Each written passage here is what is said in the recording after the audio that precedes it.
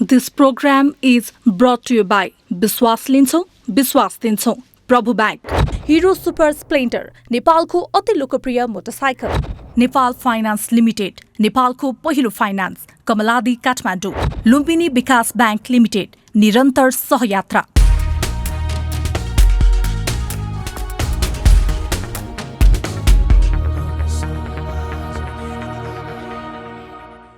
दर्शकबिन नमस्कार। कार्यक्रम तमसुमा ज्योतिर्गमयमा यहाँलाई हार्दिक स्वागत छ। आजको श्रृङ्खला पनि हामी समसामयिक राजनीतिभन्दा फरक तर फराकिलो सन्दर्भमा छौँ। पछिल्लो 2 दशकदेखि नेपाली सिने क्षेत्र पनि जोडियो। पछिल्लो समय त रङ्गमञ्चदेखि लिएर टेलिभिजनदेखि लिएर कलाकारिताका विविध विधाहरूमा उहाँ छाउनु भएको छ। हास्य व्यङ्ग्यकारको मूल पहिचान हो। लेखकका रूपमा उहाँको लुखास्थ, हनुमान, मगज, जोकशास्त्र पुस्तक प्रकाशित छन्।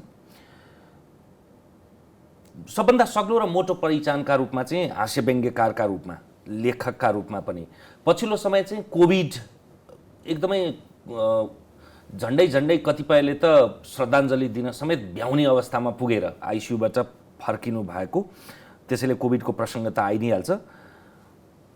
आध्यात्मिक साधनामा पनि डुबुल्की मार्नुभएका बहुविधामा आफूलाई रमण गराउने मनोज गजुरेलसँग संवाद गर्दैछौँ। मनोज गजुरेलले तपाईँहरूले चिन्दै गरेको, सुन्दै गरेको, भोग्दै गरेको, ठान्दै गरेको, सङ्गत गर्दै गरेको पाटोभन्दा आज फरक र फराकिलो पाटो उजागर गर्ने प्रयत्न गर्दैछौँ। यो गाई जात्राको सन्दर्भ पनि होइन, न त हाँस्नुपर्ने सन्दर्भ नै हो। त्यसैले संवादमा सरसपूर्ण रूपमा हाँसो प्रस्फुटित हुनु एउटा कुरा हो, तर आजको सन्दर्भमा चाहिँ हामी क्यारिकेचर, नक्कलदेखि लिएर ती विषय तपाईँहरूले अपेक्षा नगर्दै राम्रो अलि फैरो र जीवन्त संवाद गर्दैछौँ। गजरजी, स्वागत छ यहाँलाई। धन्यवाद। नयाँ जीवनका लागि फेरि पनि बधाई यहाँलाई। धन्यवाद। त्यो नयाँ जीवन अलि भारी शब्द हो। त्यो सुन्नेलाई चाहिँ भारी नै हो। मनोजजी आइसियुमा पुग्नु परे, एकदम अन्तिम अवस्थामा हुनुहुन्छ अरे भनेर सुन्नेलाई चाहिँ, तर म भोग्नेलाई चाहिँ भारी, मलाई सुरुमा त मलाई नै भारी लागेको थियो आइसियु भन्नासाथ पुनर्जीवन भन्नलाई।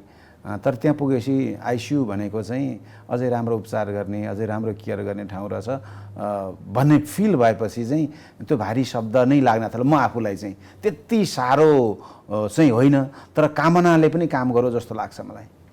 सार्वजनिक व्यक्तिको सार्वजनिक जिन्दगी र निजी जिन्दगी पनि मान्छेलाई चासो हुन्छ। अझ यो कोभिडको सन्दर्भ त अहिले पनि छ, अरू केही महिना भ्याक्सिनका कारणले रहला। त्यसैले तपाईँको त्यो बडा सूक्ष्म मसिनो अनुभूति लिपिबद्ध ढङ्गबाट पाठकहरूले अरू माध्यमबाट पढिरहेछन्।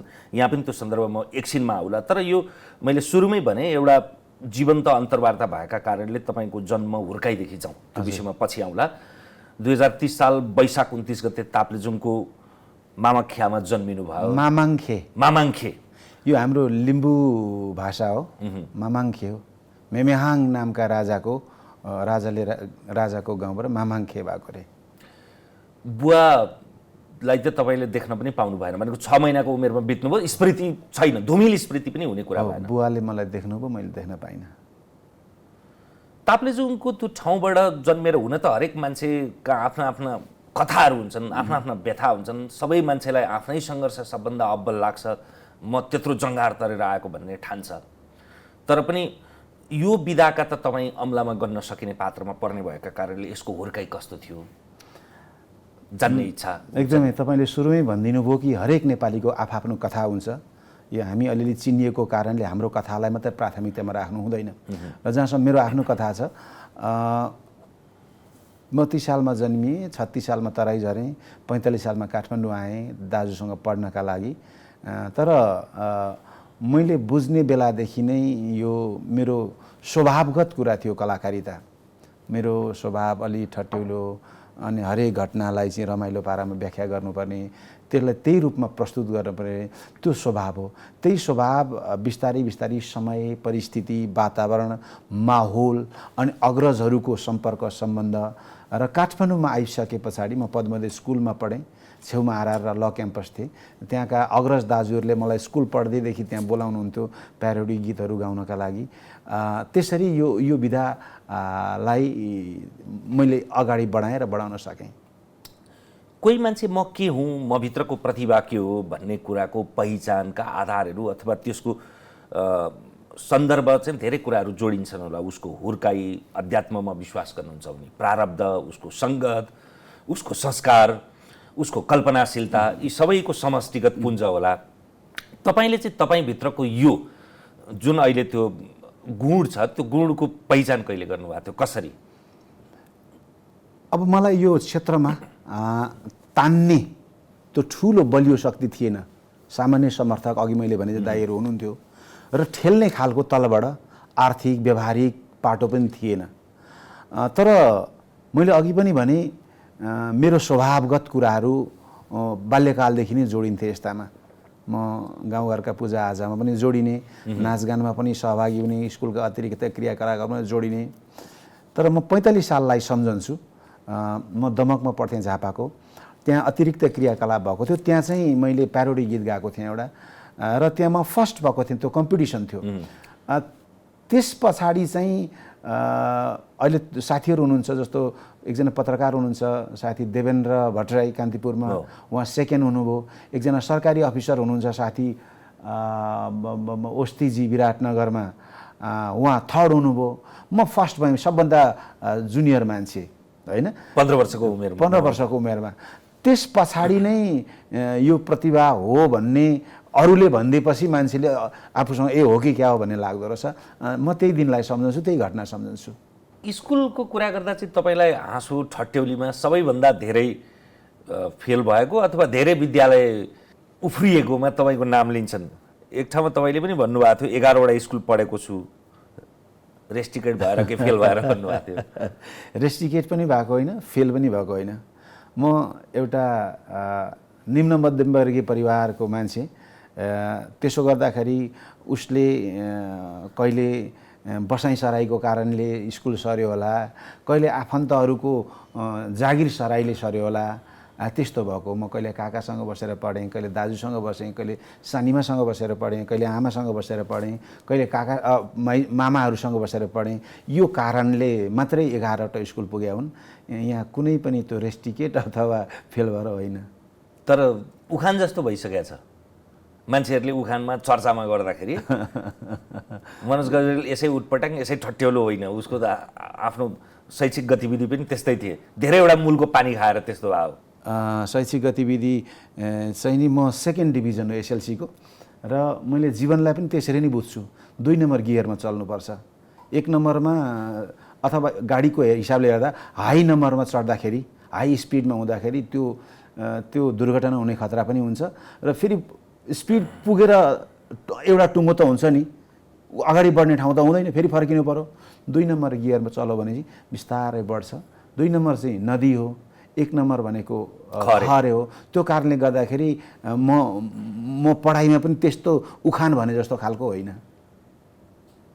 जमिनको हिसाबमा प्रताप सिंह शाहले विभाजन गरे जस्तो अब्बल होइन, तर द्वयम हो, सिमचार पनि होइन। होइन, हजुर।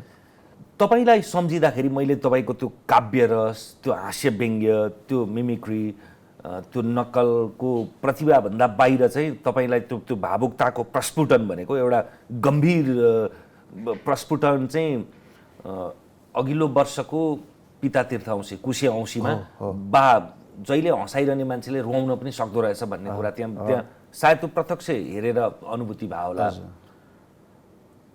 त्यो चाहिँ के स्मरण गर्नुभयो? कति वर्ष पछाडि त्यो पितृथलो गएको स्मरण हो? म एकदम दुखित छु। 40 वर्षसम्म, 40 पनि होइन, म त जन्मेको 6 महिनामा छोडेको। 40 वर्ष भनेको चाहिँ म मामा घरमा जहाँ बसाइँ सरेर आयौँ, 40 वर्ष हो। तर म जन्मिएर 6 महिना हुँदा छोडेको त्यो ठाउँ गएकै थिइनँ। यसमा अब मेरै कमजोरी होला। 40 वर्ष पछाडि पुगेँ। त्यो बेला त्यो भावना, त्यो अभिव्यक्ति आएको एउटा पाटो। तर दोस्रो पाटो भनेको जस्तो बुवा बा भन्ने त्यो मेरो प्रस्तुति जुन थियो, एउटा निबन्ध भनौँ या कविता भनौँ या भावना भनौँ, म भित्र सबै थोक छ। मसँग हास्य रस छ, मसँग रोदन रस छ, मसँग आक्रोश पनि होला, होइन। मानवीय भावना जो जति हरेक मान्छेसँग हुन्छ त्यो मसँग पनि छ। त्यसले गर्दा ती सबै चिज, जीवनका सबै रङहरू प्रस्फुटन हुन्छन् र त्यो बा पनि त्यही एउटा जीवनको एउटा रङ एउटा भावना पोखिया हो। तपाईँले आफै भन्नुभयो त्यो निबन्ध पनि हुनसक्छ, त्यो अनुभूति पनि हुनसक्छ, त्यो भोगाइ पनि हुनसक्छ, त्यो काव्य पनि हुनसक्छ। हजुर, त्यसलाई त्यसै गरी सुनौ न त। यो मेरो अनुभूति हो, यो काव्य होइन सर। म जन्मिएको घर सौभाग्यले जस्ताको तस्तै थियो त्यतिखेर जाँदाखेरि। एकजना लिम्बू दाजु भाउजू बस्नुभएको रहेछ। अनि त्यहाँ पुगिसके पछाडि मैले जुन अनुभूति गरेँ त्यो त्यतिखेरै केही टिपोट गरेको थिएँ। त्यसको टिपोट चाहिँ यस्तो थियो: बुवाको सबभन्दा शक्तिशाली ऊर्जा आफू जन्मिएको घरमा हुँदो रहेछ। जन्मथलो छोडेको 4 दशक पछाडि पहिलोपटक पाइला टेक्दा त्यो घरमा मलाई अनौठो अनुभूति भयो।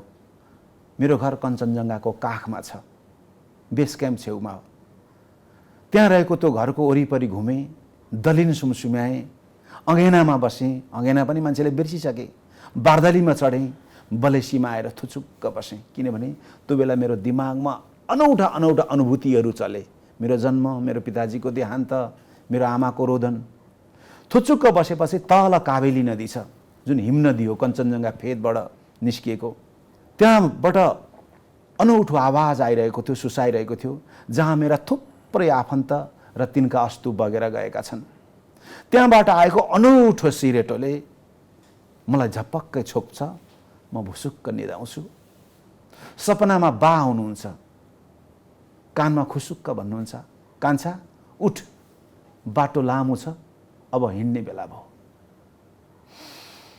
मेरो फर्किने बेला हुन्छ। त्यहाँबाट फर्किने बेलामा आफू जन्मिएको अँगेनाको एक मुठी माटो कोतर्छु र एउटा प्लास्टिकमा राख्छु, कागजमा पोको पारेर झोलामा हाल्छु र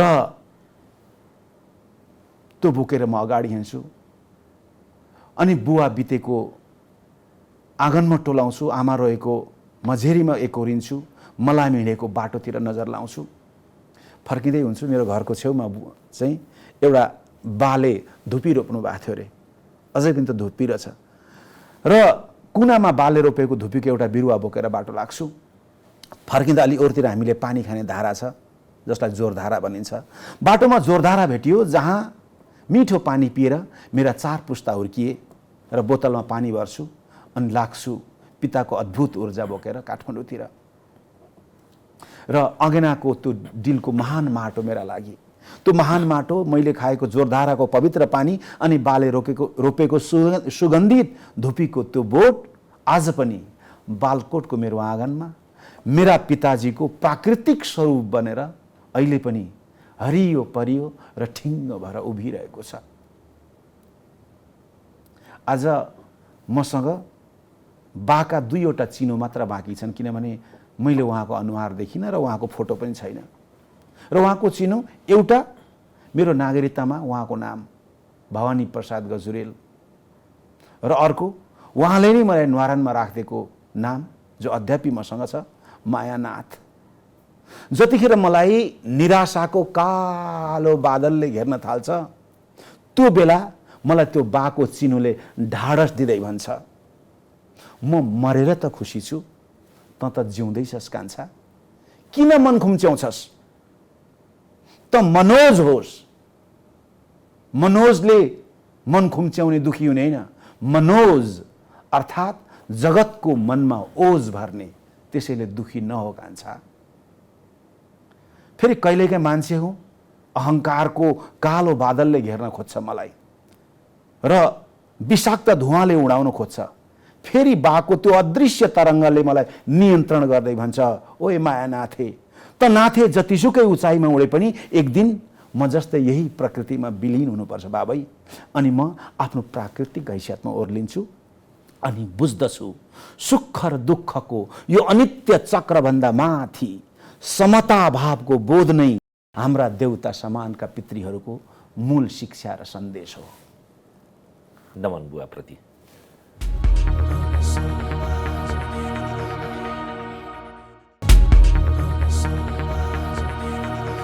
त्यो कहिले त्यस्तो अनुभूति आउँछ भन्ने कुरा 40 वर्ष पछाडि तपाईँलाई त्यत्तिकै त्यहाँ पुर्याएको होइन नि त। अगाडि गएको भए त यस्तो अनुभूति यसरी प्रकट हुँदैन थियो नि। तपाईँमा के प्रकट भयो त्यो त लिपिबद्धतामा कति न्याय गरियो गरिएन, तर यसले पनि त धेरै कुरा भन्छ। एकदमै मलाई के लाग्छ भने तपाईँलाई एउटा चिज भनिदिउँ, हुन त यो भौतिकवादमा विश्वास गर्ने साथीहरूले यसलाई काट्न पनि सक्नुहोला र म तर्क गर्न पनि चाहन्न, किन यो अध्यात्म भनेको विशुद्ध व्यक्तिगत अनुभूतिको चिज हो। र मेरो चिनामा मेरो मेरो कहिलेकाहीँ त्यो ज्योतिषीहरूले गुरुहरूले हेर्दा पितृदोष छ भन्नुहुन्थ्यो क्या। मैले कहिल्यै त्यो दाजु हुनुहुन्छ, दुईजना दाजु, म श्राद्ध गर्दिनँ थिएँ भनेको उभिने औपचारिक रूपमा दाजुहरूले गरिहाल्नुहुन्छ, म चाहिँ औपचारिक रूपमा मात्रै उभिने थियो। तर पोहोर जुन श्राद्ध गरियो एउटा श्राद्धै थियो, त्यो सामूहिक श्राद्ध, राष्ट्रिय श्राद्ध थियो। मदन कृष्ण श्रेष्ठदेखि लिएर देशका उच्च पदस्थ व्यक्तिहरू सँगसँगै थुप्रै साहित्यकारहरूले मानौँ न एउटा पितृ श्राद्ध थियो। त्यो श्राद्ध पछाडि मलाई एकदम भित्र पोजिटिभ भाव आउँछ। सायद पिताजीको श्राद्ध गर्ने त्यही दिन जुर्या थियो कि त्यहाँदेखि त्राण पाउनुभयो, पिताजीको अलिअलि त्यो घिडघिडो रहेको थियो भने पनि। म कल्पना गर्छु, म वैज्ञानिक रूपले पुष्टि गर्न सक्दिनँ। अनि यो त तर्कातीत विषय हो नि त, तपाईँले बुझ्नुहुन्छ। अथवा समयलेसम्म आकर्षित गर्छ भने जस्तै तपाईँ जस्तै अलिअलि म सिकारु भए पनि हामी जस्तै मन भएकाहरूले बुझ्छन्। अनुभूतिको तहमा होस् नहोस्, तर काशी जान कुतीको बाटो हिँडेर त पुगिँदैन।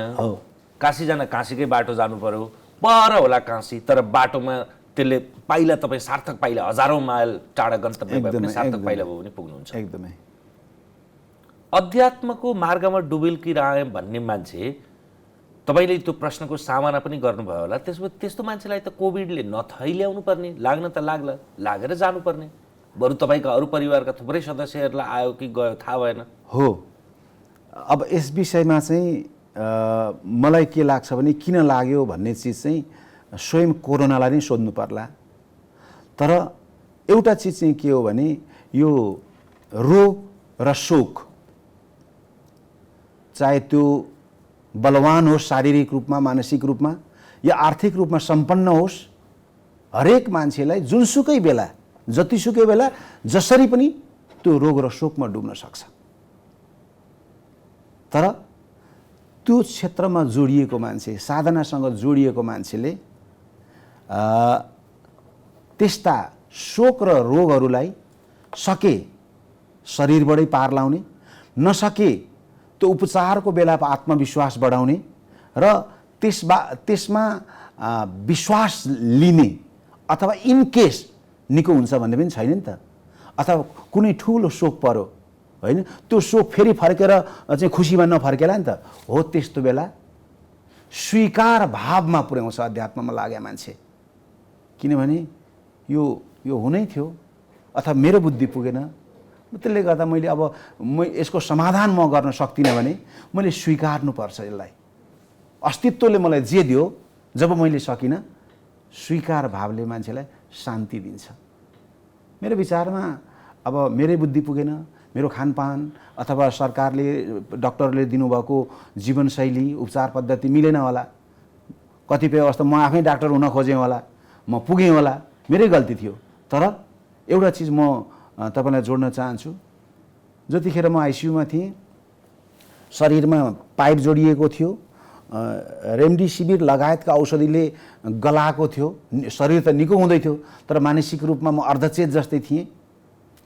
त्यो बेला दिनरात थाहा हुँदैन थियो, उज्यालो हुन्थ्यो त्यहाँभित्र आइसियुमा। अनि मन एकदम खेल्थ्यो, शरीर त ठिक हुँदै थियो, मन हो नि त, मन त मेरो नियन्त्रणमा छैन। हो, त्यो बेला नियन्त्रण गर्नका लागि मैले विपश्यना ध्यान जुन गरेको थिएँ, श्वासको विधि, श्वास आएको र गएको विधि, निरन्तर बिस्तारै श्वास आयो गयो आयो गयो, पहिला 108 पटक, त्यहाँबाट 508 पटक, त्यहाँबाट 1008 पटक, त्यहाँबाट दिनदिनै त्यसले मनलाई नियन्त्रित गर्यो। जब मन नियन्त्रित भयो तब शरीरले पनि औषधि राम्रोसँग लियो, उपचार राम्रो भयो। त्यसले गर्दाखेरि अब योग ध्यान गर्ने मान्छेलाई केही हुँदैन भन्ने चाहिँ होइन। त्यसलाई साक्षी भावबाट हेर्ने, ग्रहण गर्ने सामर्थ्य, त्यो क्षमताको विकास हुन्छ। त्यसको सूक्ष्म र मसिनो गरी तपाईँको घरदेखि अस्पतालसम्म बलम्बुको सशस्त्र प्रहरीको बडा सफल अभ्यास भएको छ, भर्खरै सुरु भएर नमुना अस्पताल, त्यसको मसिनो गरी त्यो अनुभूति तपाईँकै जस्तो अनुभूतिबाट सबै गुज्रिनुपर्छ, गुज्रेका छन् भन्ने होइन, त्यसको नजिक नजिक अथवा टाढा हुनेहरूले पनि पछि आइपर्दाखेरि पनि त्यसले पनि मान्छेलाई एउटा त्राण दिन्छ नि। हो, सबभन्दा पहिले त म सशस्त्र प्रहरी बलको अस्पतालका डाक्टरहरू, त्यहाँका नर्सहरू, अरू कर्मचारी र समग्र त्यो संस्थालाई धन्यवाद दिन्छु।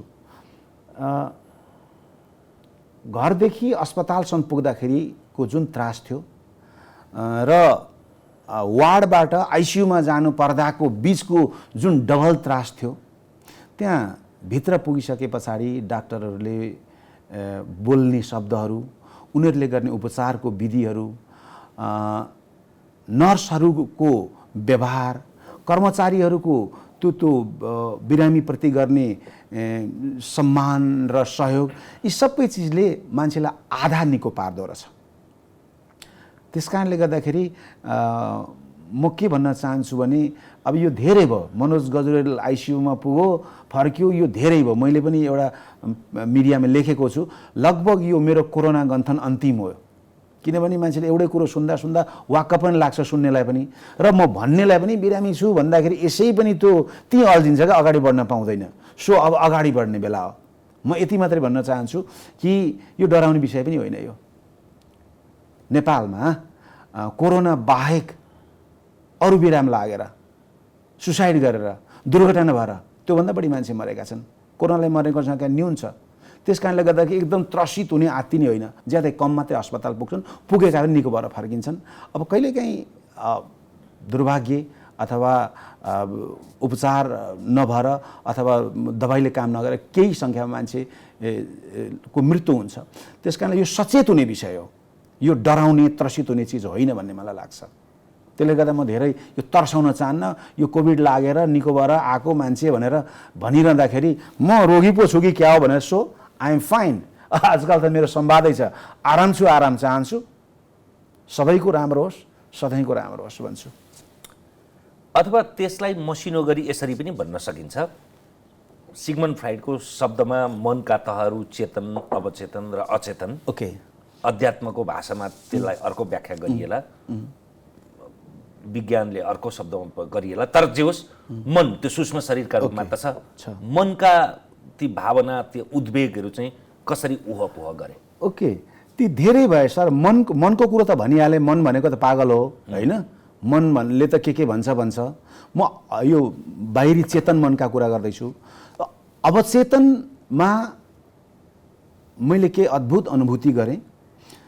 अब म यसको वैज्ञानिक तर्क, व्याख्या, प्रमाण दिन सक्दैन, अथवा त्यतातिर म लाग्दैन।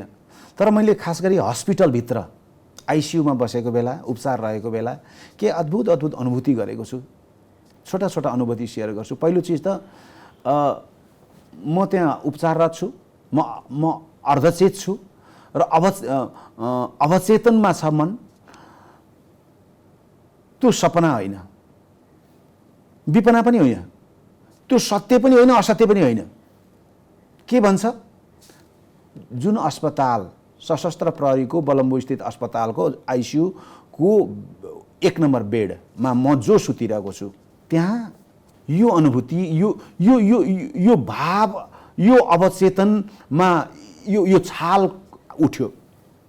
त्यो ठाउँ, ती डाक्टरहरू, त्यो टिक टिक टिक टिक बजिरहेको मोनिटरको आवाज, त्यो पल्लो कोठाका बिरामीहरूको चित्कार, जे जति भइरहेछ नि, त्यो सम्पूर्ण घटना मैले योभन्दा पहिला सपनामा हो कि, विपनामा हो कि, पूर्वजन्ममा हो कि, अथवा कल्पना पो हो कि, अथवा मेरो अवचेतनमा खेलेको कुनै काल्पनिक कथा पो हो कि, तर ठ्याक्कै यो घटना मैले योभन्दा पहिला भोगेको छु। यो छाल उठ्यो सर। म भन्न सक्दिनँ, यसको वैज्ञानिक रूपमा पुष्टि गर्न सक्दैन, तर त्यो छाल अहिलेसम्म फर्केर गएको छैन। नम्बर 1। नम्बर 2, आइसियुमा छिर्नु अघि लक्किली, किनभने डक्टरले लिनुहुन्छ नि त मोबाइल त, लक्किली अन्तिमतिर मलाई योगी विकासानन्दको फोन आयो। म 9 बजे बेलुका रेकी पठाउँछु, तपाईँ स्वीकार भावमा रहनुहोस् है भन्नुभयो। अब स्वीकार भावमा रहने मान्छे बिरामी छ, थला परिरहेछ, अब त्यो शरीरले सक्ने कुरो होइन। तर बेलुका 9 बजे, अब घडी पनि थिएन, लगभग 9 बजे होला भन्ने ठानेर म 20 मिनट जति त्यो स्वीकार भावमा आँखा चिम्लेर रिसिभिङ मोडमा बसेँ। के पनि भएन मलाई, होइन, तरङ्ग पनि आएन, केही पनि भएन। तर भोलिपल्ट ठिक त्यसै बेला 9 बजे वरिपरि म निदाइरहेको छु, कसैले आएर मलाई यसो गर्यो, तातो हात टाउका राख्यो। म आँखा खोलेँ, कोही पनि थिएन। त्यो फिल भयो मलाई। त्यस पछाडि हरेक दिन कुनै बेला कहिले हात यहाँनिर आउने, होइन, अनि कहिले मलाई त्यो आँखा नचिम्लिन पाए हुन्थ्यो, निदाई होला भन्ने लागेर आँखा नचिम्लिने गर्थेँ मैले। त्यो यदि चिम्लिन खोजेँ भने कोही मान्छे आएर खुट्टामा यसो गरेर उठाइदिने, होइन, कोहीले कानमा आएर कसैले के नबुझिने मन्त्र भने जस्तो, होइन। अनि एक दिन त मलाई के आयो भने त्यो अवचेतनमा तपाईँलाई अगाडिको मङ्गल यात्रामा शुभकामना छ। त्यो भ्रम हो या कुनै गुरुको शक्तिपात हो या आशीर्वाद हो, म के पनि भन्न सक्दैन। तर त्यो सपना होइन, त्यो मेरो कल्पना पनि होइन, र त्यहाँ मान्छे पनि थिएन, कोही पनि अवचेतनमा। अब म यसलाई धेरै व्याख्या गर्न चाहन्न, तर सायद योगी विकासानन्दजीले भने त्यो रेकी अथवा कुनै गुरुको शक्तिपात, या किनभने मलाई त्योभन्दा पनि धेरै त्यो अध्यात्मसँग रिलेटेड संस्थाहरूले, त्यहाँका साथीहरूले कामना प्रार्थना गरिरहनु भएको थियो कि म घरमै हुँदा पनि। मैले जोड्न खोजेको के हो भन्दाखेरि मान्छेमा आत्मविश्वास छ भने मात्रै औषधि लाग्दो रहेछ। प्रार्थना कामनाको कारणले नै सही ठाउँमा, सही समयमा, सही अस्पतालमा र सही उपचार र सही डाक्टरको ठाउँमा पुग्यो र उपचार भयो भन्ने मलाई लाग्छ। कोभिडसँगै जोडिएर एउटा प्रख्यात शब्द छ नि, आत्मबल, मनोबल, उच्च मनोबल। त्यसलाई तपाईँले कसरी ग्रहण गर्नुहुन्छ, त्यसलाई कसरी परिभाषित गर्नुहुन्छ? हजुर, मैले त यो विषयमा एक ठाउँमा भने पनि छु। यो म पनि त्यो कोभिड सुरु हुनुभन्दा भएदेखि नै जुममा विभिन्न ठाउँमा मोटिभेसनका लागि गइरहन्थेँ, जुम मार्फत बोलिरहन्थेँ र म पनि भन्थेँ उच्च मनोबल बनाउनुपर्छ। अब ठ्याक्कै उच्च मनोबल भनेको के हो भन्ने चिज मलाई पनि थाहा थिएन त्यतिखेर। सबैले त्यही भन्थे, उच्च मनोबल भनेको केही पनि हुँदैन मलाई, म भन्ने होला भन्थेँ। त्यस्तो होइन रहेछ सर।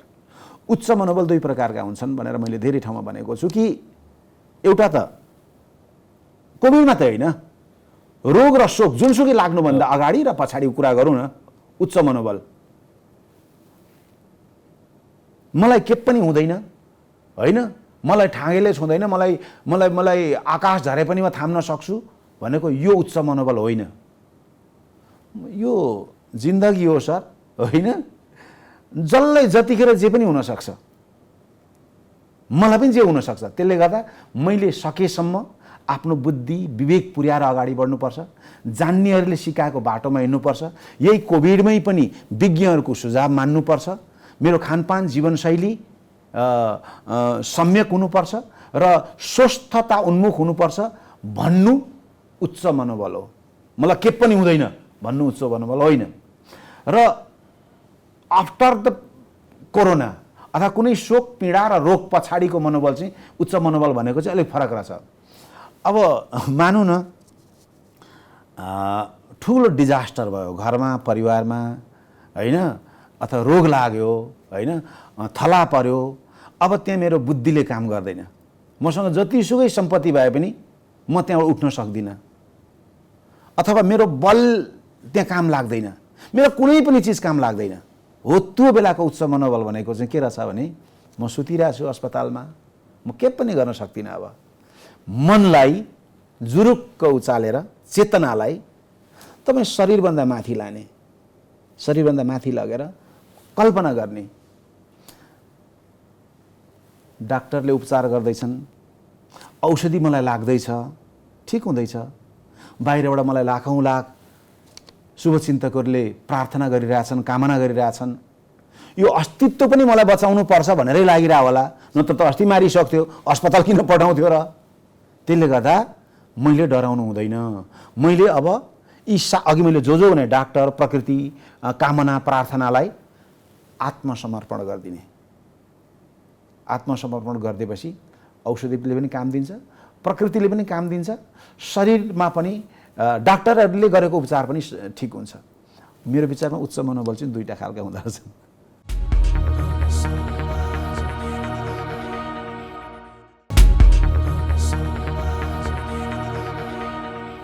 अब सबभन्दा धेरैले यो कोभिडको विषयमा त सुन्न चाहेकै हो, तर तपाईँले हास्य व्यङ्ग्यमा पनि भनिरहनुहुन्थ्यो बाउको बिहे देखाइदिन्छु भन्ने उखानलाई दोहोऱ्याएर। बाउको बिहे देखाइदिन्छु भन्दा बाउको बिहे त के 6 महिनाको उमेरमा बा बिते, कहाँबाट बाउको बिहे देख्नु, बरु मेरा छोराछोरीले चाहिँ उनीहरूले बाउको बिहे देख्न सक्छन् भनिरहनुहुन्थ्यो। जब मान्छेलाई गहिरो रोगले, चोटले, शोकले, सन्तापले सताउँछ, त्यति बेला चाहिँ त्यो आत्मीय आलिङ्गनको, त्यो आलिङ्गन भनेको भौतिक आलिङ्गन मात्रै होइन, त्यो आलिङ्गनका लागि त आमाको आशीर्वाद 80 वर्ष कट्नुभएकी आमा हुनुहुन्छ, कलेज पढ्न सक्ने भइसकेका छोराछोरीहरू छन्, दाजुभाइ इष्टमित्र 12-15 जनाको परिवारसँगै हुनुहुन्छ, यत्रा लाखौँ शुभचिन्तक अहिले त तपाईँले थाहा पाउनुभयो होला होइन कि भौतिक रूपले तपाईँलाई म्यासेजदेखि लिएर सन्देश पठाउनेहरू सयौँ होइन, हजारौँ होइन, लाखौँको सङ्ख्यामा छन्। तर फेरि जीवन त फेरि तपाईँको हो नि त, एउटा व्यक्तिको जीवन हो नि त। बिहान उठ्ने र साँझ सुतुन्जेलसम्मको त यिनीहरू त क्षणभङ्गुर भने पनि हुन्छ। आफ्ना सन्तान भनेको पनि आफ्नो एउटा विस्तार होला, एउटा फैलावट होला। तर जीवनको जब सामाजिकीकरण भयो र सामाजिक पुँजीका रूपमा, सामाजिक संस्थाका रूपमा विवाह भन्ने संस्था स्थापना भयो, त्यति बेलादेखि त्यो यो एउटा अकाट्य वैराग्यका कारणले, त्यो वैराग्य भनेको राग छोडेर वैरागमा जानेहरू एउटा कुरा होला, नत्र भने सांसारिक मान्छेका लागि त रथका दुई पाङ्ग्राका रूपमा अडेस लाग्ने भित्ता रहेछ भन्ने ठानिन्छ, लाग्छ। र यो कोभिडले तपाईँलाई झन् त्यो अनुभूति भयो होला। 3 वर्ष भयो मिना ढकालसँग सम्बन्ध विकसित भएको। तपाईँले अहिलेसम्म मिनाजीले जहिले जे भन्नुभयो त्यसका विषयमा भन्नुभएको छैन। मौनतम स्वीकृति लक्षण भने जस्तो त्यो मौनताले पनि धेरै कुरा भनिरहेछ। यो 3 वर्ष लम्बिएन अब, किनभने सार्वजनिक पात्रकै रूपमा हरिवंश आचार्यजी श्रीमती बिताए पछाडि अर्को विवाह गरेपछि सुखमय रूपमा जानुभएको छ, बिचमा झन्डै डिप्रेसनमा जानुभयो। कृष्ण धरावासी मनोज गजुरेललाई यो प्रश्न सम्भवतः त्यो गर्ने आज म अन्तिम पात्र हुन पाउँछु?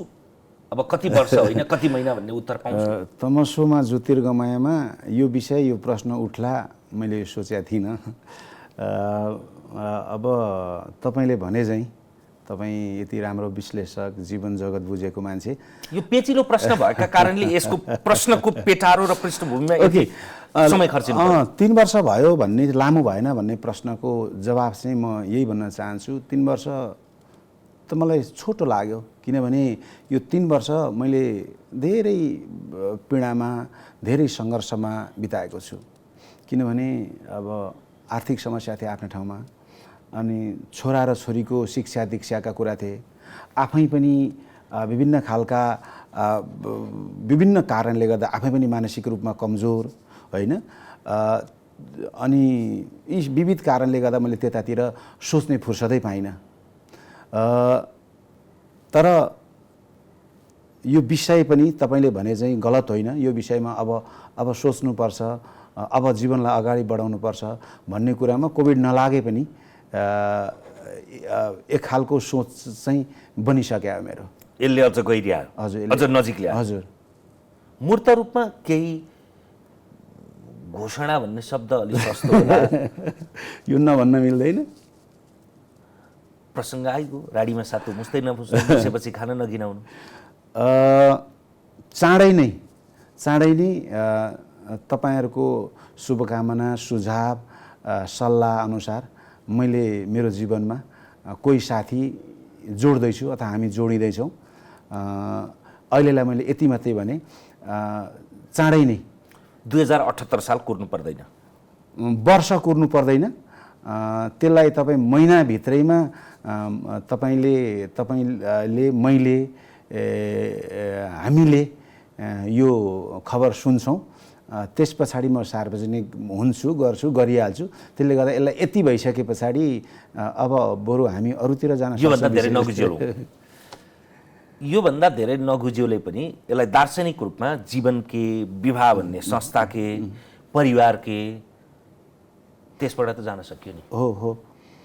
अब नेपाली समाजमा जुन प्रवृत्तिमा यो विवाह भन्ने संस्था अगाडि बढिरहेको छ पछिल्लो चरणमा होइन, त्यसले चाहिँ मान्छेलाई धेरै सिकाएको छ। अरूका घटना हेरेर आफूले सिक्ने हो क्या। त्यस कारणले गर्दा म आफ्नो विगतको बारेमा केही पनि भन्न चाहन्न। अब मैले आफ्नो डिभोर्स पछाडि सार्वजनिक मैले फेसबुक मार्फत जुन विषय बोलेको थिएँ त्यही विषयमा म अडिग छु। बिचमा कुनै पनि कुराहरू मेरा दायाँ भएका छैनन्। पुनश्च हामी फरक रहेछौँ। त्यस कारणले गर्दा हामी आफ्नो बाटोमा लागौँ। शुभकामना छ, धन्यवाद छ भनेर उहाँलाई सार्वजनिक रूपमा भनेको थिएँ। म त्यही कुरामा अडिग छु। फरक चिन्ह त्यति लामो समय किन लाग्यो त? अब यसलाई यति बेला आएर अर्को नयाँ जीवन तपाईँले सुरु गर्दा गिजल्न खोज्या त होइन? अब त्यो गणित भन्छ नि, गणित मिलाउन जानिएन होला, सकिएन होला, मिलेन होला। अब म म्याथमा पनि कमजोर पनि हुँ। अब यी धेरै गहिरोमा जाँदाखेरि धेरै कुरा आउँछन्। त्यस कारणले गर्दाखेरि जीवन भनेको सिकाइ हो। सिक्नका लागि, पढ्नका लागि उमेरले रोक्दैन भन्छन् नि। मिनाजीसँग पछि भेट भयो? छैन। भेट्ने प्रयत्न तपाईँले उताबाट? किनभने विषय छैन। किनभने अब आफ्नो बाटो तय गरिसकेका हुनाले एक्लै अर्काको बारेमा कुनै टिका टिप्पणी गरिरहनु जरुरी छैन। तर एउटा सामाजिक मान्छे र कुनै बेला जोडिएको मान्छे भएको कारणले मैले धन्यवाद बाहेक अरू दिने मसँग कुनै चिज पनि छैन। त्यस कारणले गर्दाखेरि यो विषयलाई यहीँ रोक्दाखेरि राम्रो होला। कोभिडमा तपाईँ थलिएको बेलामा उहाँको त्यो भावपूर्ण स्टाटस हेर्दा कस्तो लागेको थियो? मैले हेरिनँ। म कोभिडमा थिइनँ, बिरामी थिएँ। पछि साथीहरूले भन्नुभयो। त्यसका लागि पनि मैले धन्यवाद भन्न चाहन्छु र धन्यवाद बाहेक मसँग अरू भन्ने चिज पनि छैन। म खाली छु। तपाईँ राजनीतिक प्राणी पनि हो, राजनीतिज्ञ हुनु पर्दैन नि राजनीतिक विषयमा टिप्पणी गर्नका लागि त? राजनीतिक अवस्था, अव्यवस्था, पद्धति, प्रणाली, नेतृत्व, यसलाई हुन त अब जस्तो दृष्टि उस्तै सृष्टि भने जस्तो जसरी पनि हेर्न सकिँला। त्यसलाई गहिरो गरी अथवा सतै रूपमा जसरी भनौँ अहिलेको वर्तमान राजनीतिलाई कसरी हेर्नु भएको छ? यो अब राजनीतिक विश्लेषक पनि होइन र मैले मेरो हेराइ सधैँ व्यङ्ग्यात्मक रहने गर्दछ। त्यस कारणले गर्दाखेरि म अब आज त हामी त्यो मुडमा पनि छैनौँ, त्यो वातावरण पनि छैन र त्यसरी पनि नजाउँ होला। तर एउटा चिज चाहिँ के हो भन्दाखेरि मान्छेका अपेक्षा धेरै हुन्छन्। यसले पो राम्रो गर्ला कि त्यसले पो राम्रो गर्ला कि भनेर जनता छोटो छोटो समयमा चेन्ज खोजिरहन्छ। यो जनताको स्वभाव हो। त्यो स्वभावलाई हामीले स्वीकार गर्नुपर्छ। त्यस कारणले गर्दाखेरि कतै हामीले ल्याएको यो व्यवस्थाले जनताका आवश्यकताहरू पुरा गर्न ढिलाइ गरेको हो कि अथवा राजनीतिक नेतृत्व त्यो जनताको अपेक्षाभन्दा पनि आफ्नो राजनीतिक करियर जोगाउन लडिरहेको कारणले गर्दाखेरि जनतामा निराशा पो बढ्या हो कि भन्ने मलाई लाग्छ। त्यस कारणले गर्दा जनतालाई मैले जहिले पनि, हुन त हामी एक हिसाबले आफ्ना एउटा भनौँ न चुनावको बेला भोट हाल्नका लागि नागरिक भएको कारणले एक ठाउँमा राख्नु एउटा पाटो हो। तर मैले व्यङ्ग्य गर्न कसैले राखेको छैन। कोही पनि व्यङ्ग्यबाट छुटेको छैन। त्यसले गर्दा एउटा अहिलेको नेतृत्वले के बुझ्नुपर्छ भने जनता भनेका आन्तरिक पर्यटक हुन्। किनभने पर्यटन स्थल राम्रो हुन्जेल त्यहाँ बस्छन्। जस्तो पोखरा राम्रो छ, पोखरा फोहोर भयो भने त्यहाँ बस्दैन मान्छे, इलाम खोज्छ। अथवा इलाममा अलिकति असुरक्षित महसुस गरौँ, बाढी आउने पहिरो आउने स्थिति भने ऊ झापा झर्न सक्छ। राजनीति मेरो विचारमा राजनीतिक व्यवस्था आइडियोलोजीहरू आफैमा 100% गलत कुनै पनि हुँदैनन्। जस्तो पञ्चायत कालमा पनि त निर्दलीयता बाहेक कति राम्रो राम्रो थियो। सुधारिएको पञ्चायती व्यवस्था, गाउँ फर्क राष्ट्रिय अभियान, गाउँमा जाऊ, अथवा काङ्ग्रेसको सिद्धान्त कति राम्रो छ, प्रजातान्त्रिक समाजवाद, त्यहाँ प्रजातन्त्र पनि छ, समाजवाद पनि छ। उता एमालेको थियो बहुदलीय जनवाद, ओहो जनवाद भन्न साथ अलि डिक्टेटरसिपवाला थियो तर बहुदल थपिदियो, वाउ योभन्दा राम्रो के होला।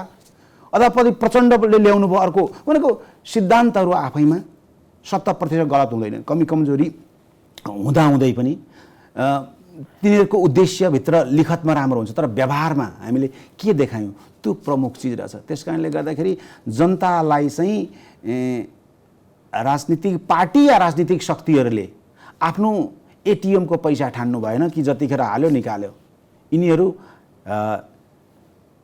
यही जनता हुन्, हिजो पञ्चायती व्यवस्था मुर्दाबाद भन्दै हिँड्ने, अथवा राजा वीरेन्द्र मर्दाखेरि हाम्रो राजा हाम्रो देश प्राणभन्दा प्यारो छ भन्दै कपाल मुण्डन गर्ने पनि हामी नै हौँ, अथवा जनयुद्ध भनेर यति धेरै नेपाली किन मरे अथवा किन लागे त्यो कल्पना गरेर एकपटक त पुरै ढुङ्गा माटो माओवादी थियो नि, खोइ कहाँ गयो त्यो।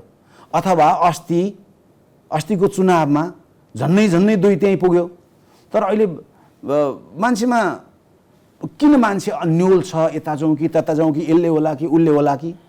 त्यसले गर्दाखेरि यो हतारमा परिवर्तन खोज्ने अथवा पनि एउटा हाम्रो बाध्यता हो।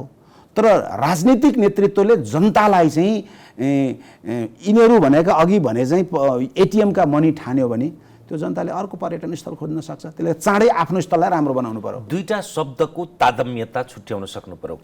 कथनी त जहिले पनि राम्रै हुन्छ, तर कथनी र करणीमा तादात्म्यता भयो भने मात्रै राम्रो। एकदमै। एउटा म तपाईँलाई ठट्टा सुनाउँछु, मनोजजी आउनु भएको छ, अलिअलि ठट्टा आएन भने के मजा आउला र होइन।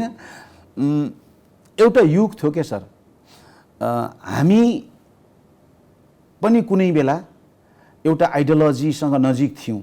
त्यसको अर्थ अहिले टाढा छौँ नजिक छौँ भन्ने होइन, तर हाम्रो पुस्ता चाहिँ कुनै आइडियोलोजी पढेर त्यो पार्टीको मेनिफेस्टो पढेर त्यो पार्टीमा लागेको अथवा कुनै दर्शनको पछि लागे होइन। बाउ काङ्ग्रेसबाट छोरो काङ्ग्रेस भएको, दाजु कम्युनिस्टबाट भाइ कम्युनिस्ट भएको हाम्रो पुस्ता त्यो हो। किनभने त्यो बेला भनौँ न कम्युनिस्ट भनेका चाहिँ एकदम चाहिँ गरिबका नेता हुन् होइन, यिनीहरूले गरिबको हित गर्छन्। साँच्चै थियो पनि के, झोला झुन्डाएर आउने, यसो दारी पालेका ठिकठिकैका कपडा लाएका, धेरै तडक भडक नगर्ने होइन, बोली पनि कति मिठो, गीत पनि झन् कस्तो आकर्षक, जनवादी टाइपको। काङ्ग्रेस भनेको चाहिँ अलि पुँजीपतिहरूको पार्टी हो, तर प्रजातन्त्र मान्ने हुन् यिनीहरू होइन, परिवर्तन चाहिँ खोज्छन् तर जुलुसमा चाहिँ सकेसम्म आउन खोज्दैनन् है भन्ने खालको। अथवा पञ्चहरू भनेका चाहिँ एकदम ठुलो स्वरले बोल्छन् होइन, टाक टिको लाउँछन्, टोपी यसो बङ्गाएर लाउँछन्, अलिक कडा बोल्छन्। माओवादी भनेको पछिल्लो चरणमा हो देश जनता राष्ट्रका लागि ज्यान दिने, बिचराहरू चाहिँ नि आफू नखाए अरूलाई दिने, त्यस्तो बुझिन्थ्यो। तर अहिले तात्विक भिन्नता, रहनसहन, लवाई खवाई, बोलाइ हिँडाइ, उनीहरूको गेटअप, उनीहरूले चढ्ने गाडी, यी सबैमा तात्विक भिन्नता नभएपछि जनता निराशा उन्मुख छ। त्यसले गर्दा अब उपरान्त म कुनै पार्टीको पछि लाग्छु या कुनै संस्थाको पछि लाग्छु भने उसको आइडियोलोजी हेरेर लाग्दिनँ म, त्यो नेताको स्वभाव के छ, करणी हेर्छु, कथनी हेर्दिनँ, उसको भनाइ र गराइमा के भिन्नता छ। अबको पुस्ता त्यो पुस्ता हो, त्यता उन्मुख भयो भने राष्ट्रको हित हुन्छ, जनताको हित हुन्छ। भएन भने अब फेरि अब समय त मतलब राष्ट्र त चल्छ नि त, यहाँ कोही नहुँदा कोही नचल्ने भन्ने हुँदैन।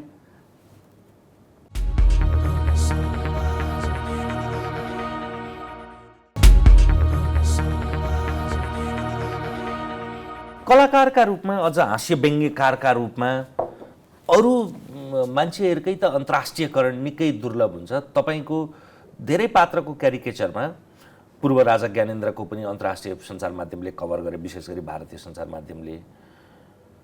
त्यस पछाडि मोदीको त अल जजिरासम्मले कभर गरे।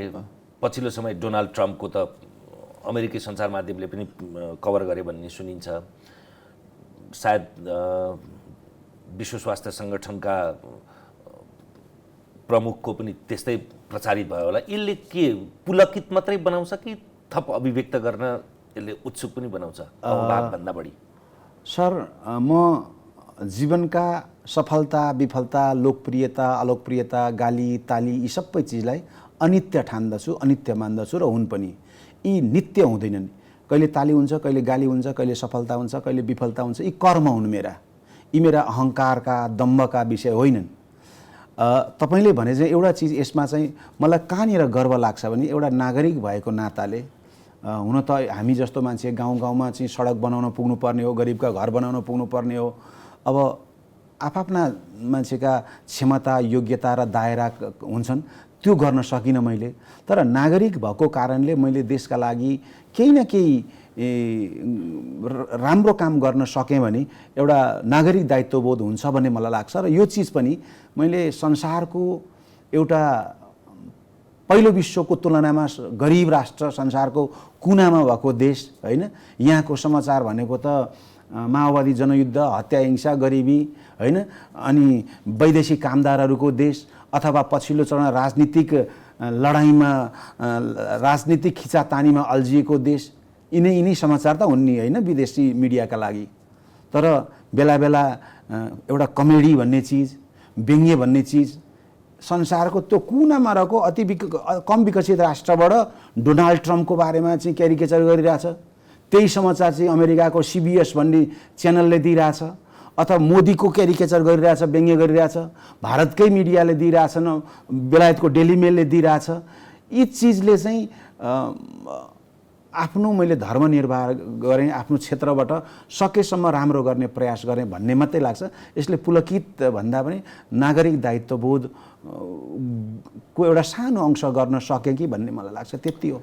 एउटा एकदमै कठिन प्रश्न स्रष्टालाई, स्रष्टा भनेको जुनसुकै प्रकारको स्रष्टा हो, एक प्रकारको स्रष्टा म पनि होला, यो कुरा सिर्जना गर्छु। मैले यही मार्फत तपाईँलाई प्रश्न गर्दा गर्दै त्यो उत्तर दर्शकहरूलाई पनि दिन चाहेँ। मलाई चिन्दै नचिन्ने, अलिअलि चिन्ने, मजाले चिन्ने, पारिवारिक रूपमा परिवारका सदस्यहरूदेखि लिएर यही कार्यक्रममा आउने पात्रहरूले पनि तँलाई सबभन्दा मन परेको अन्तर्वार्ता चाहिँ के, कोसँग चाहिँ एकदमै मजा आउँछ कुरा गर्न, कुन अन्तर्वार्ता सबभन्दा धित परेको, सबभन्दा सन्तुष्ट? त्यसको उत्तर मलाई कति सकसपूर्ण र कठिन हुन्छ भने त्यस्तो कठिनता सायद मनोज गजुरेललाई हुँदैन कि तपाईँले गर्ने यी क्यारिकेचरहरूमध्ये सबभन्दा निर्बन्ध रूपमा खुलेको, उदात्त रूपमा तपाईँलाई सन्तुष्ट लागेको त्यस्ता के छन् कि त्यो एउटा सन्दर्भ विशेष गर्छ? कस्तो हुन्छ भने हामीलाई प्रस्तुति दिनु अघि विषयवस्तु, पात्र र त्यो पात्र मार्फत दिने सन्देश, यी तीनटा चिजको तनाव हुन्छ। तनाव भन्ने कस्तो तनाव हुन्छ भने मानौँ न गाई जात्रा गर्नु छ, या देउसीको तयारी गर्नु छ, या अरू टिभी सोको तयारी गर्नु छ, त्यो बेला चाहिँ एयर नहुन्जेल या स्टेजमा प्रस्तुत नहुन्जेल त्यो प्रसव वेदना जत्तिकै हुन्छ। हुन त प्रसव वेदना कल्पना मात्रै गर्न सक्छौँ हामी होइन, त्यो त अनुभवीहरूले अझ बढी गर्नु होला। त्यति गाह्रो हुन्छ जस्तो लाग्छ, त्यति गाह्रो, तर त्यो गाह्रोभित्रको आनन्द हो। त्यस पछाडि जब हामी मञ्चमा उभिन्छौँ र दर्शकको ताली प्राप्त गर्छौँ अथवा दर्शकले स्वीकार गर्नुहुन्छ, त्यो बेला चाहिँ आनन्द लाग्छ। त्यो आनन्दित भएका चिजहरू चाहिँ मेरो काम त जनता हँसाउने हो नि त। जनता हाँसे भनेर आनन्दित होइन कि, म पनि हाँसेँ र जनता पनि हाँसे। जनतालाई मैले दिन खोजेको कुरो चाहिँ राम्रो तरिकाले सम्प्रेषण गर्न सकेँ भनेर खुसी हुन्छु। त्यो खालको प्रस्तुतिमा अब अघि तपाईँले भनिसक्नुभयो पूर्व राजा ज्ञानेन्द्रको क्यारिकेचर, त्यतिखेर एउटा फरक विषयवस्तु, फरक समय परिवेशको कुरा थियो। त्यसको पनि एउटा राम्रो महत्त्व छ, धेरै राम्रो फिडब्याक आयो। त्यस पछाडि हामीले नाकाबन्दीको बेला पशुपतिनाथमा मोदीको नक्कल मैले गरेँ, महजोडी लगायतको हाम्रो प्रस्तुति थियो। त्यो कस्तो रमाइलो घटना भयो भने हामी पशुपति मन्दिरको वरिपरि घुम्दै थियौँ, 10-12 जना साउथ इन्डियन पर्यटकहरू आउनुभएको रहेछ।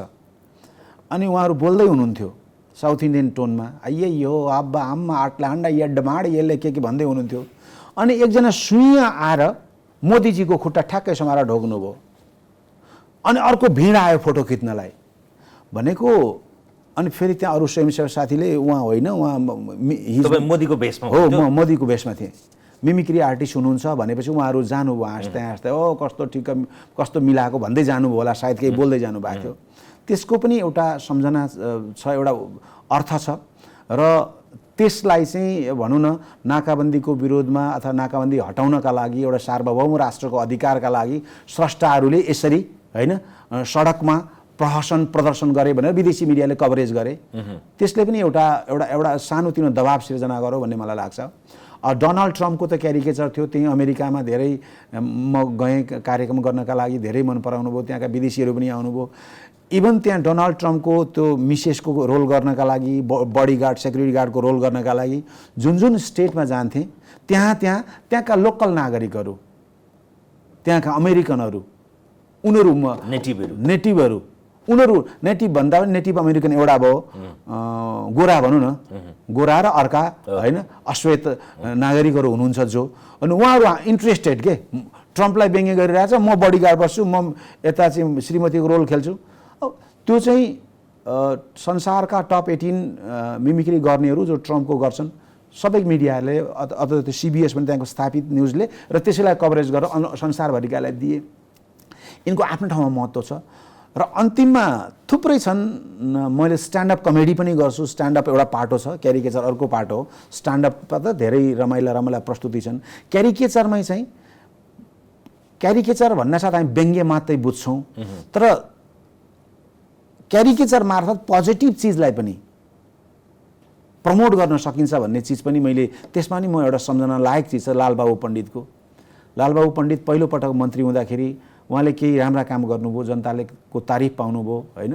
मतलब काम नगर्ने कर्मचारीको केसमा या नेपालमा सरकारी जागिर विदेशमा PR लिने बसेकाहरूलाई पनि उहाँले केही कारबाहीका दायरामा ल्याउने कुरा गर्नुभयो, त्यसलाई पनि जनताले मन पराए भने त्यो तारिफ गरिएको व्यङ्ग्य थियो मेरो, वाउ लालबाबु भन्ने त्यो बेला है, अहिले भने होइन नि। त्यसको नि आफ्नो ठाउँमा महत्त्व छ। त्यस कारणले गर्दाखेरि यो कलाकारिताका सबै सिर्जनाहरू आफ्ना सन्तानहरू माया लाग्छन् भने जस्तो सबै राम्रै लाग्छन्, तर यी चिज चाहिँ यो विशुद्ध रूपमा एउटा फराकिलो कुराकानी हो भनेर भनिसके पछाडि र तपाईँ पनि त्यो मुजमा नभएको, तर दर्शकहरू चाहिँ के हुन्छ, मनोज गजरेल आज 1 घण्टा संवाद गरेछ, उसको जुन मूल एउटा कुरा हो, जुन गुदी हो, त्यो नसुन्ने, त्यो नजान्ने, त्यो नहेर्ने, छोटो भए पनि त्यो सङ्केत नगर्ने भन्नु होला। मैले तपाईँलाई भनिनँ हो। ओके, लालबाबु पण्डितजीको चाहिँ अब उहाँले त तपाईँलाई जुन इच्छा लाग्छ जसरी जुन सन्दर्भमा जसरी पनि, तर तपाईँ त्यो पात्रमा तपाईँ रूपान्तरित हुनुभयो, ढालिनुभयो भने अब म मुडमा आएँ। अघि पनि भने मैले जीवनका सबै रङ्गहरूमा मान्छे फिट हुनुपर्छ होइन। हामी गम्भीर पनि भयौँ, अलिकति आक्रोशित पनि भयौँ, अलिकति स्तब्ध पनि भयौँ, जीवनको अब अगाडि चाहिँ सुन्दर सपनाको सेयरिङ पनि भयो।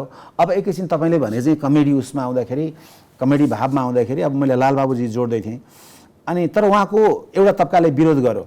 उहाँले के भन्नुभएको, अब कुनै मैले विदेशमा जानेको माया लाग्दैन भन्नुभयो अथवा मलाई मन पर्दैन भन्नुभयो भन्ने खालको कुरा आयो।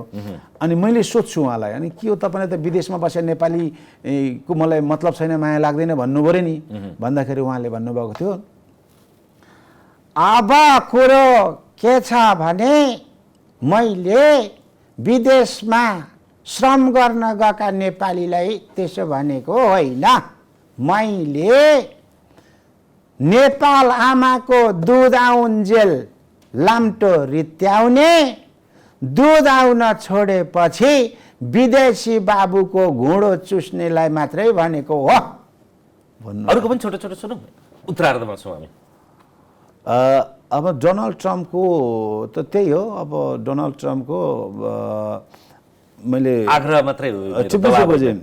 अनि डोनाल्ड ट्रम्पले अस्ति व्हाइट हाउसमा एकजना हिन्दू पुजारी लगेर यो कोरोना एन्टी कोरोना पूजा गर्नुभयो, अद्भुत गर्नुभयो, रियलमै हो। अनि त्यसको मैले कपी गरेको थिएँ, मैले डबल रोल गरेको थिएँ। अनि ट्रम्पलाई सर्वे भवन्तु सुखिन दोहोऱ्याउन लाउँछ, let's president start, follow me, सर्वे भवन्तु सुखिन सर्वे सन्तु निरामया सर्वे भद्राणि पश्यन्तु मा कश्चित् दुःख भागवे भने। No, that is fake, that is fake.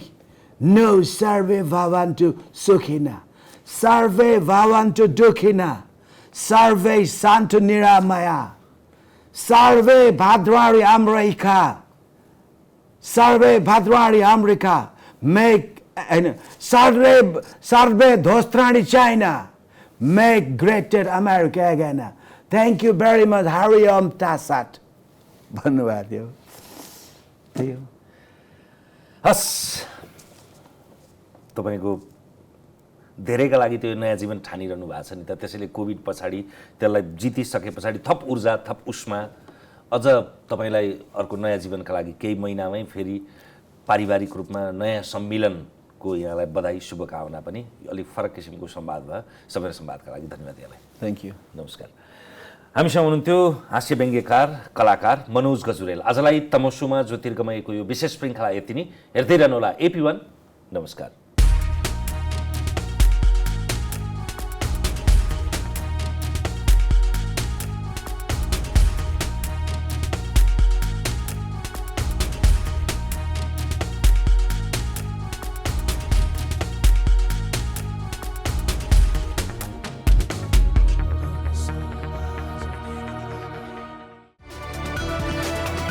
It's an AP1 presentation. This program is brought to you by विश्वास लिन्छौं, विश्वास दिन्छौं, प्रभु बैंक, हिरो सुपर स्प्लेन्डर, नेपालको अति लोकप्रिय मोटरसाइकल, नेपाल फाइनान्स लिमिटेड, नेपालको पहिलो फाइनान्स, कमलादी काठमाडौँ, लुम्बिनी विकास बैंक लिमिटेड, निरन्तर सहयात्रा।